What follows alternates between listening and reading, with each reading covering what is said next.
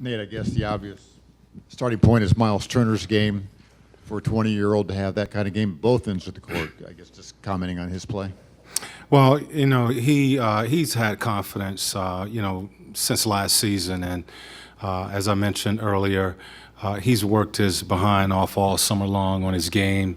It was unfortunate he had a setback with the concussion during training camp, and he's really playing himself back into shape and his rhythm, and learning the sets and our style of play this last week or so. But he's certainly a threat. We know that offensively with the pick and pop game, shooting the ball from the perimeter. Where we need him to improve is defensively. Guarding the basket and defending at the 5. Tonight we made an adjustment, and this team tonight showed resiliency, being able to adapt to everything that I thought Rick threw at us with a small hybrid lineups, and Miles had to go from guarding a 5 to guarding Barnes. Had a big block in that game, and this kid just continues to improve. The three-pointer he took at the end of regulation, was that the design play? Is that what you wanted? No, it's a pick and pop play. We want him to make reads in that situation, whether to roll or to pop. I've told him if he has a good look from behind the three-point line, I want him to take that shot. He's been taking that shot this summer, and working on that shot, and I'm comfortable with him taking that shot if he is open out there. And tonight he stepped back and took a big three and knocked down a big shot for us. How did you feel about your three-point defense in this game?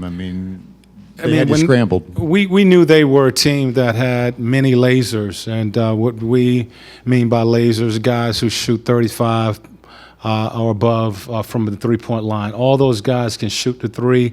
Our game plan was to, defend the paint, but, close out to the threes. They took 48 threes, and, we dodged some bullets there, I think, throughout the game where they missed a couple of threes, but, they took 48 threes. I thought that kept them in the game. We're certainly going to have to do a better job of getting to shooters on the perimeter. Nate, what's your philosophy on the Mavericks' last possession of regulation? It's one of those, do you foul or do you go? What is your philosophy on that? We talked about that. Do we foul? Normally, I don't foul in situations like that. We prefer to play defense and make them shoot over the top. We saw an opportunity. We talked about the opportunity. If they were dribbling around, which they did, dribble around a couple of times in that pick and roll, it would be an opportunity to foul, but we hadn't practiced that, so we just stayed with our rules. Switch everything.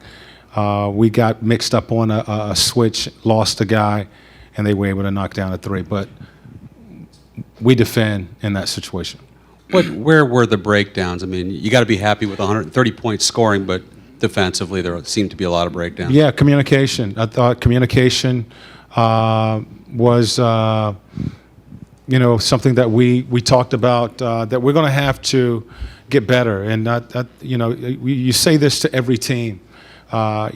Communication strengthens your defense. And I think one thing that all coaches want from their teams is to communicate out on the floor. There were some times when we were in blitz defense or switch defense, and we didn't talk and lost guys, and they were able to capitalize off of that. So communication, that was a tough team to defend. They're playing small. They got Derek at the 5, a guy who can spread the floor, pick and pop. And then they had 4 guards out there. So our guys having to adapt.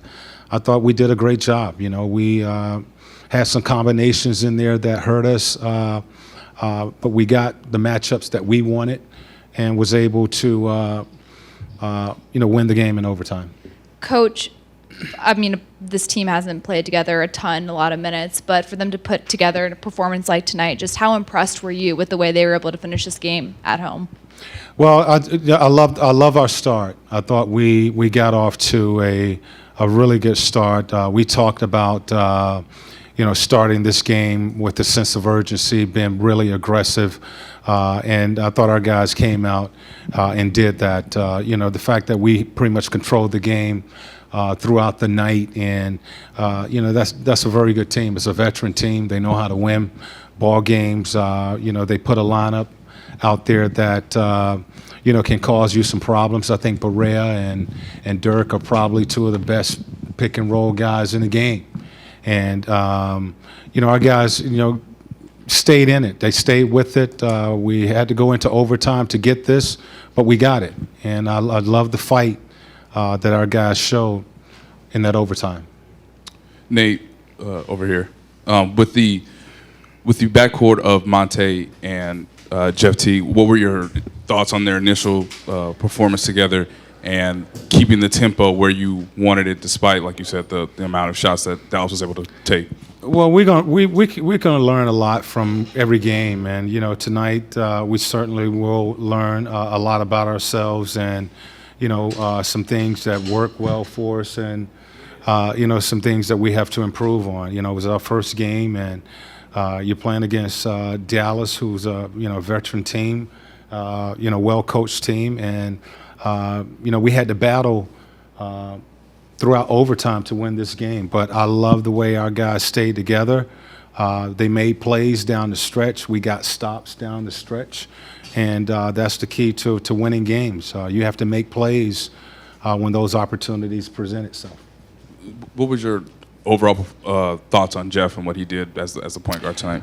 Again, game one. I thought he did some good things. I thought he established that tempo for us early. Pushing the ball, very aggressive defensively.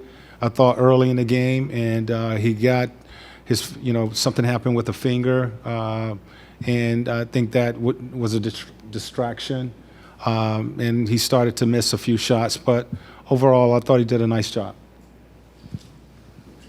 I saw Paul walk off with the ball. Was that for you to present after the game? He did. He did present that to me, and for the first win, and really appreciate that. That came from Paul and the team.